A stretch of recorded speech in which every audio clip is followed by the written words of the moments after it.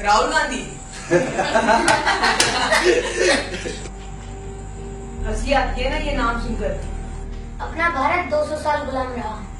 अंग्रेजों ने हिंदुस्तान को लूट खसोट कर जाति मजहब में बांटा और बिल्कुल बर्बाद कर कांग्रेस को सौंप दिया। 1947 में देश में एक सुई तक नहीं बनती थी। सारा देश राजा महाराजाओं के झगड़े में बटा हुआ था। देश के सिर्फ 50 गांव में बिजली थी। पूरे राजस्थान में सिर्फ 20 राजाओं के महल में फोन था और किसी भी गांव में नल नहीं था। पूरे देश में मात्र 10 डैम थे। सीमाओं पे मात्र कुछ सैनिक थे, 4 विमान और सिर्फ 20 टैंक थे। देश की सीमाएं चारों तरफ से खुली थी। खजाना पूरी तरह से खाली था। ऐसे बदहाल में हमारा हिंदुस्तान कांग्रेस को मिला। इन 60 सालों में कांग्रेस ने हिंदुस्तान में विश्व की सबसे बड़ी सैन्य शक्ति तैयार की। हजारों विमान, हजारों टैंक, लाखों फैक्ट्रियां और लाखों गांवों में बिजली, हजारों बांध, लाखों किलोमीटर सड़कें और परमाणु बम। हर हाथ में फोन, हर घर में मोटरसाइकिल वाला मजबूत देश 60 सालों में कांग्रेस ने दिया। भारत ने पिछले 60 सालों में तरक्की भी बहुत की है। भूतपूर्व प्रधानमंत्रियों ने कई इतिहास रच दिए हैं, जिसकी वजह से भारत आज एशिया के सबसे बड़ी दूसरी ताकत है। भारत दुनिया का सर्वश्रेष्ठ संविधान बना चुका था। भारत एशियाई खेलों को होस्ट कर चुका था। भारत में भाखड़ा और रियंज जैसे बांध बन चुके हैं। देश भामा न्यूक्लियर रिसर्च सेंटर का उद्घाटन कर चुका था। देश में तारापुर परमाणु बिजली घर शुरू हो चुका था। देश में कई दर्जन IIT, एम्स, IIMS और सैकड़ों विश्वविद्यालय खुल चुके थे। नेहरू जी ने नवरत्न कंपनियां स्थापित कर दी थी।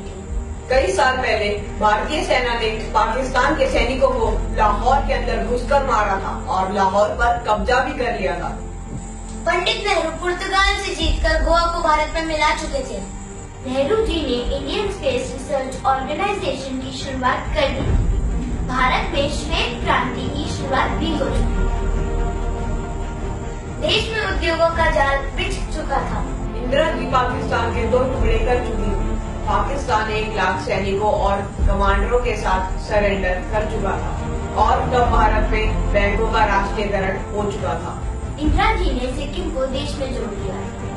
देश अनाज के लिए आत्मनिर्भर हो गया था। भारत हवाई जहाज और हेलीकॉप्टर बनाने लगा। राजीव गांधी जी ने देश के घर घर में टीवी पहुंचा दिया था। देश में सुपर कंप्यूटर, टेलीविजन और सूचना क्रांति पूरे देश में स्थापित हो चुकी थी। जब वर्तमान प्रधानमंत्री पद की शपथ ले रहे थे, तब तक भारत सर्वाधिक विदेशी मुद्रा के कोष वाले प्रथम 10 राष्ट्रों में शामिल हो चुका था। इनके अलावा चंद्रयान, मंगल मिशन, GSLV मेट्रो मोनोरेल, अंतर्राष्ट्रीय हवाई अड्डे, न्यूक्लियर पनडुब्बी, ढेरों मिसाइलें जैसे पृथ्वी, अग्नि और नाम, दर्जनों परमाणु उपकरण, चेतक हेलीकॉप्टर, मेघ और तेजस, ड्रोन, अर्जुन टैंक, धनुष तोप, मिसाइल युक्त विमान, INS विक्रांत और विमान वाहक पोत। ये सब उपलब्धियां देश ने 70 सालों में हासिल की है। माफ कीजिए, लेकिन इंदिरा गांधी और राजीव गांधी को बैंक में डकैती करते समय बमिया गोली से नहीं उड़ाया गया था।